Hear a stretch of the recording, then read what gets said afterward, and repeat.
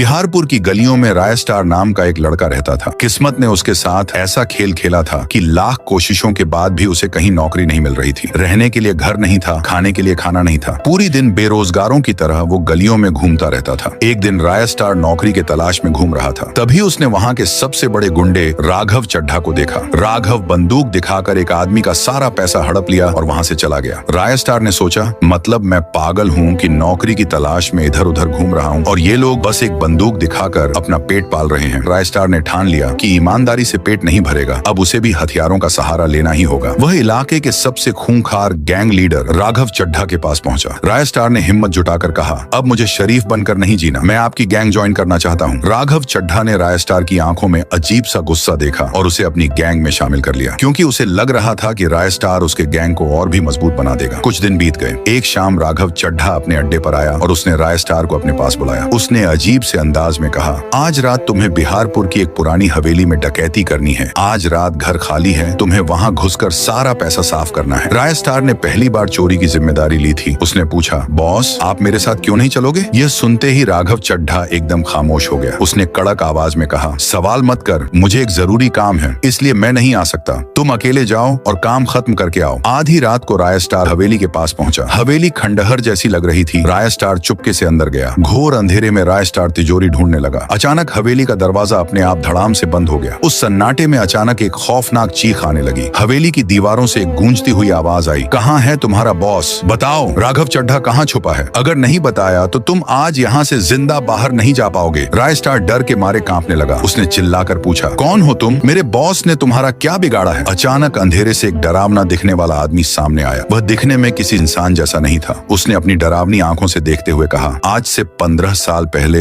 मैं भी राघव चड्ढा की गैंग का सदस्य था। मेरा नाम जहरीला नाग था। मैं राघव के लिए जान देने को तैयार रहता था। लेकिन एक दिन मैं और राघव इसी घर में डाका डालने आए थे। हमने बहुत सारा पैसा लूटा, लेकिन जब हम दोनों बाहर निकले तो वहाँ बहुत सारे पुलिस वाले थे। लेकिन राघव खुद को बचाने के लिए घर के अंदर भागा, दरवाजा बंद किया और फिर खिड़की से कूदकर भाग गया। मुझे पुलिस के सामने मरने के लिए छोड़ दिया। पुलिस की गोली मुझे लगी और मैं तड़प तड़प कर वहीं मर गया। 15 साल हो गए, लेकिन मेरा इंतकाम आज भी ठंडा नहीं हुआ है। मैं हर रात इसी हवेली में उस गद्दार राघव चड्ढा का इंतजार करता हूँ। मेरी आत्मा को तब तक शांति नहीं मिलेगी जब तक मैं अपने हाथों से उसका गला न घोंट दूं। राय स्टार को अब समझ आ गया कि राघव खुद यहाँ क्यों नहीं आया था। राय स्टार ने हाथ जोड़कर कहा, मुझे जाने दो, मुझे नहीं पता था कि मेरा बॉस इतना बड़ा गद्दार है। जहरीला नाग ने शांत होकर कहा, जाओ और उसे कहो कि अब कोई भी ताकत राघव को बचा नहीं पाएगी। हवेली का दरवाजा खुल गया। राय स्टार जान बचाकर वहाँ से भागा। उस रात राय स्टार ने गुंडा वाला काम हमेशा के लिए छोड़ दिया। आगे अब राघव चड्ढा के साथ क्या होगा, जानने के लिए सब्सक्राइब करके कमेंट में लिखो पार्ट 2।